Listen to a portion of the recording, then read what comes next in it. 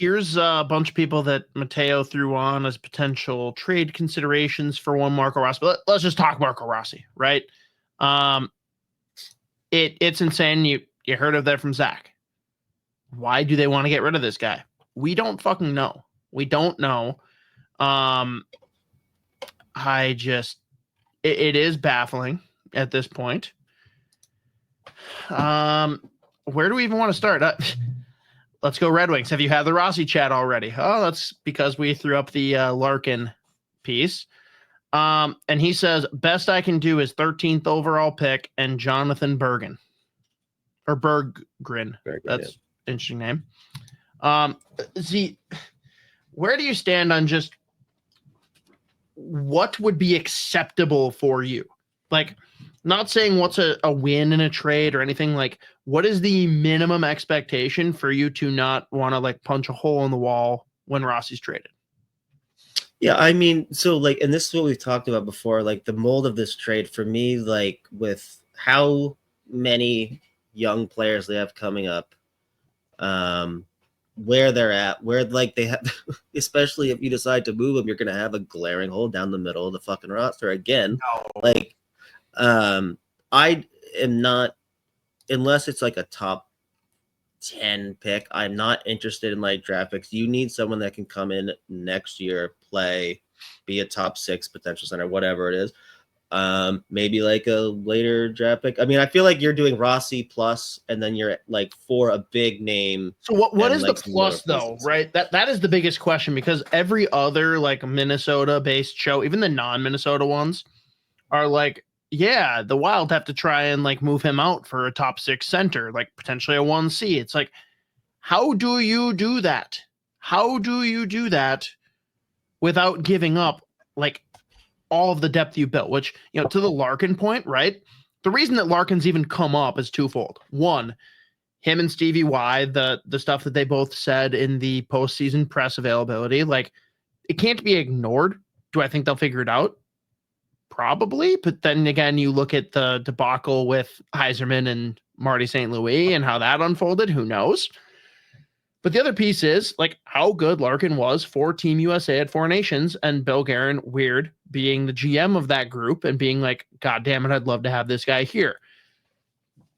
How much would you be willing to give up if it was a Rossi Larkin type trade? Because in my mind, it's almost going to have to be Rossi plus 2 of our blue chip prospects, not named Buyam, and a first round pick, whatever. Like, I feel like it would be totally worth it for a guy of Larkin's stature at his age, where he's at, what he's being paid. Aside from including Buyam, is there anything you're saying no to in that trade if it's Rossi plus prospects? There's some good prospects in this pool. Yeah, I mean, yeah, I guess I don't know. I mean, the thing is, like, again, is it because they don't want to commit the money to him the big money to him right now in favor of signing a big top 6 center this offseason? So are you creating space? Or at least not creating space, but just like not committing more money to Rossi right now. Like, so it's the same thing. But I'll defend too. Like, do I think that Rossi deserves $9 million a year? No. Right. Do I think that 5x5 is a fair offer? No. It's not like disrespectful, but I don't think that that's what he's worth, if we're being honest.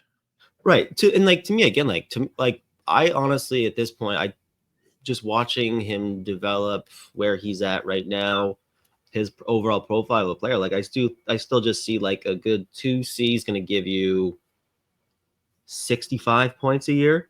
So what's that worth for you? I mean, again, he gives you good 2-way play as well. Again, I feel like the big knock with him for like any other GMs around the league, or especially here in Minnesota, I guess, it's just the fact that he's a 5'9" center who's not necessarily projecting to put up like a point per game, but he's also like the skating thing. Like he's not like, usually it's like those small players, they fly up and down the ice, whatever. but he's just such a smart player. He does have that really good skill. He uses his body well for an undersized guy. He's not afraid to battle. I mean, like you saw like bits and like there were a few sequences like in the postseason against Vegas where like maybe he got nudged off the puck here and there, but like nothing crazy, nothing egregious. And again, like we've seen him go up against pretty much every big boy in the league anyways over the last 2 years. But I mean, to me, he's probably a solid two-way center. He's going to give you 60, 70 points. I think his ceiling to me is like 70. Like I do think he can be in his career like a 25, 35 guy. I think he could be what's that really worth? 30, 40 guy. Mm-hmm. Yeah, and like who's he gonna play with too? Like, I mean, we saw him; he was 35 clicking right around. What he just did. That's 60, right? And then that was with him not like as the year went on, they were like dropping him down in the lineup, right? So who's he playing didn't have the insulation. He was the guy to cover because there was no Ak or Kaprizov. So So I mean, that's gonna factor in obviously who's he gonna be playing with wherever he ends up, but I don't know. For me, it's like for the like specifically with Larkin, like those other three that came up. I don't think any of those three guys are like even being mentioned in trade talks anyway. They're not available. Yeah, I was confused when I saw them. I was like, I don't see any of that. I was like, I don't think so. I appreciate that. Yeah, I love it. That's his job. He's doing it well. So let's say you're looking at the Larkin thing. Would Rossi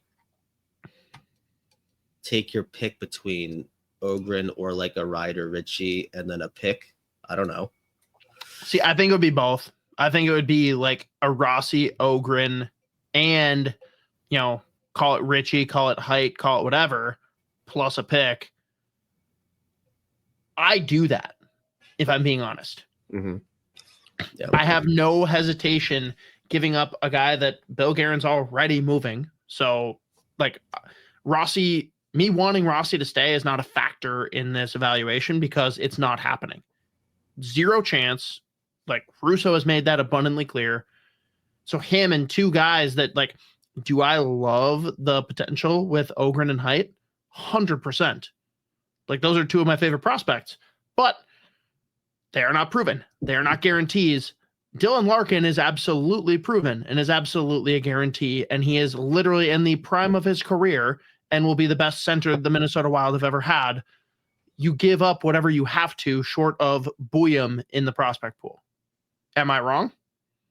Right. Well, the thing is too with Detroit, what are they gonna like? I'm at the point with Detroit where I don't even know what they're gonna be asking for either. Like, you know, the idea though is like this is only if Larkin's like, "Fuck you, Yzerman," like I'm done with this shit. Like, this is a guy that grew up in Michigan, played for Michigan, got drafted by hometown Detroit, and is the captain. I am not sitting here suggesting that Detroit is trying to move him.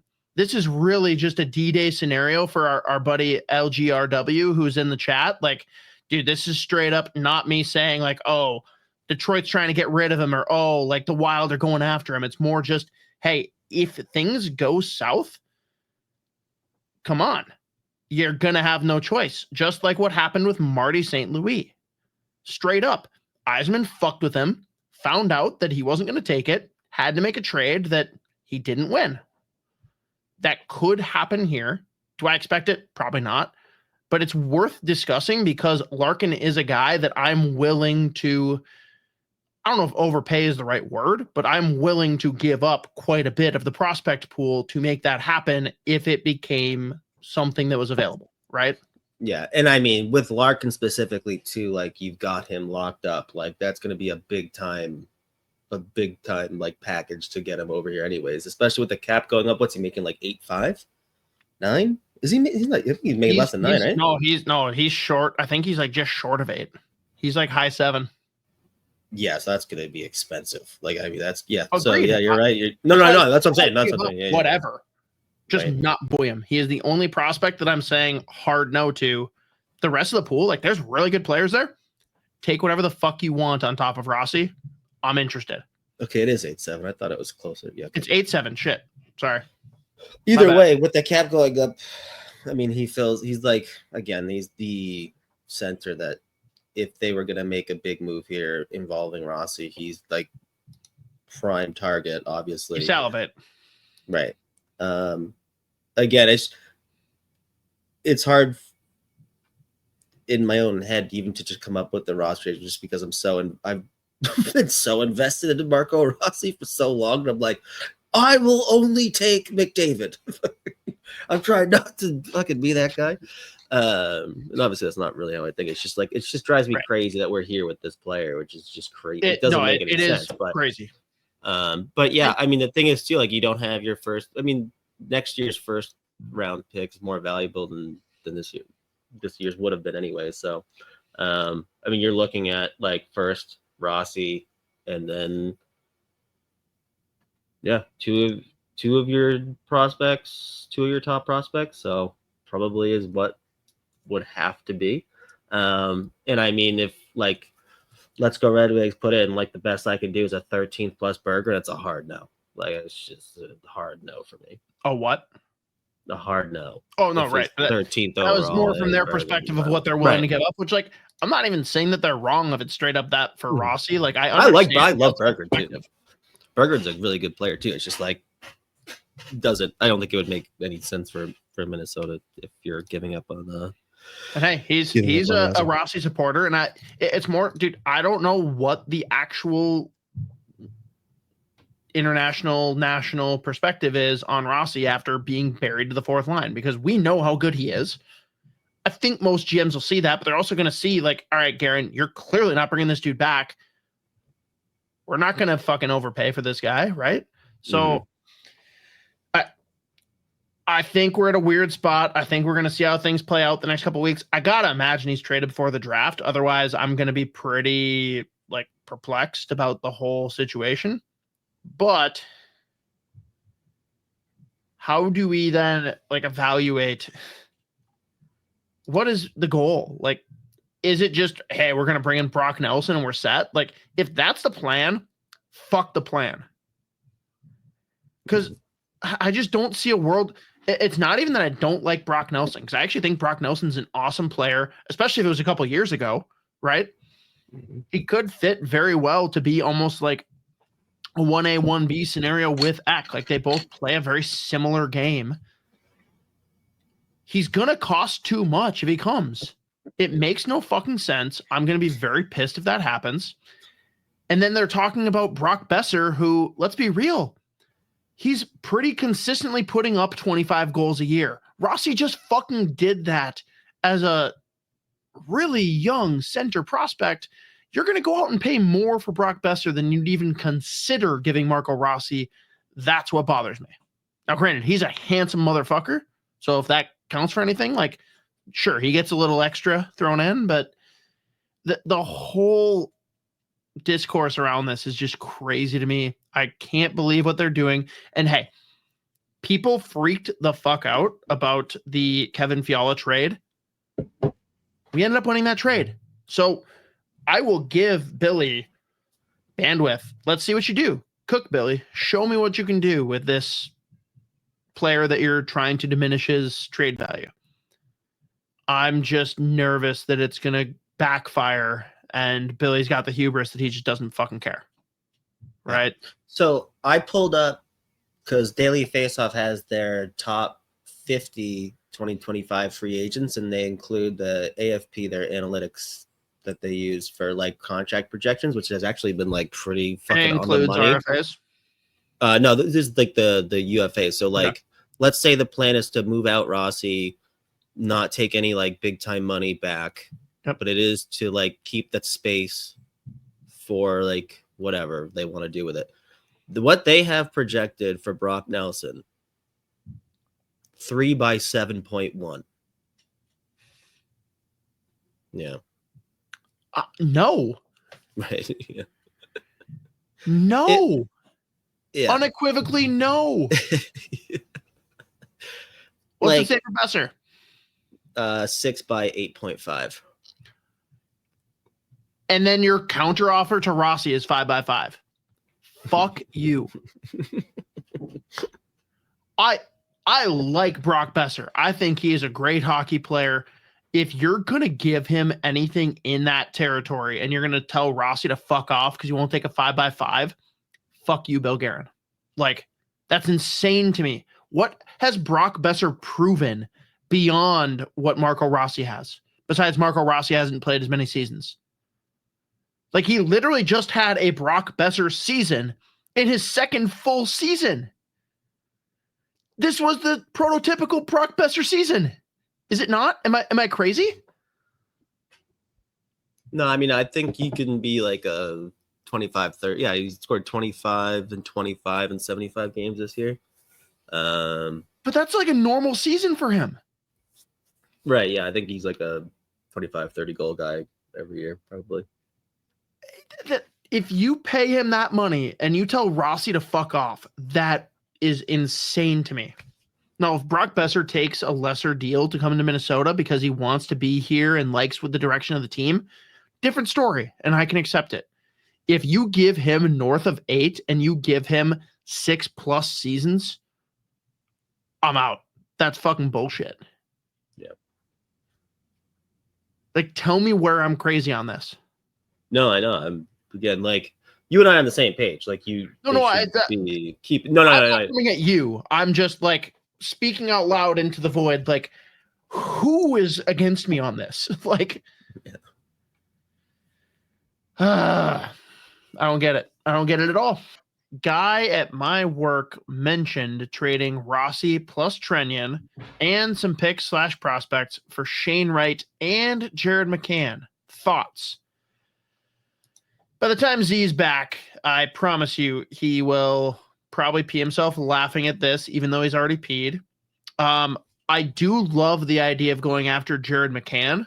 That being, of course, I'm a noted Pittsburgh Penguin guy. I've never been more upset with the Penguins organization than getting rid of Jared McCann. I was furious the way they got rid of him.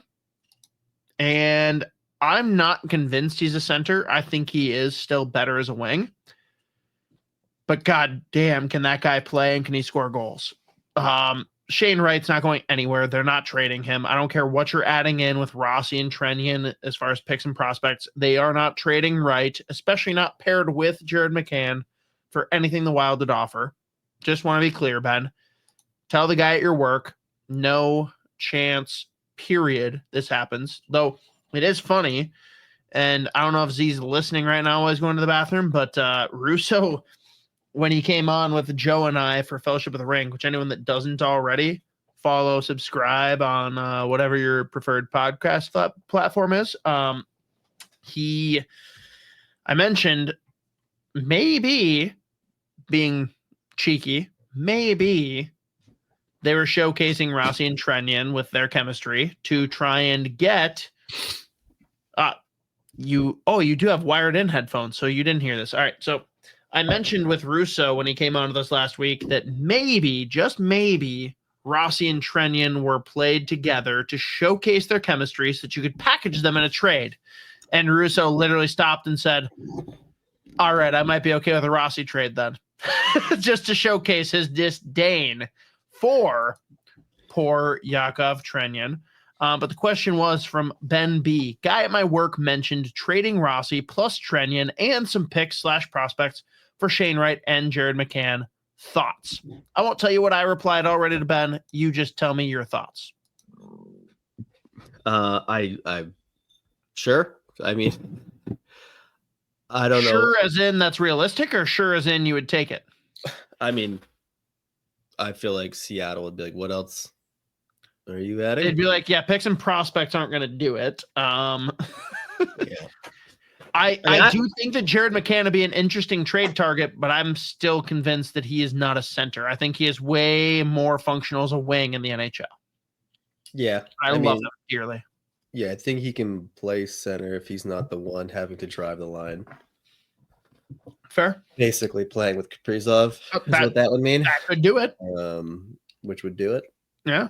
But yeah, I would be shocked if Seattle would be down with that. Shane Wright looked really good when he finally got. They're not trading Shane Wright. So, yeah. Cosgrove, Seattle does dumb shit all the time. Why not one more time? This is a valid argument. I take everything back. Making a lot of good points, this guy. They do a lot of dumb shit.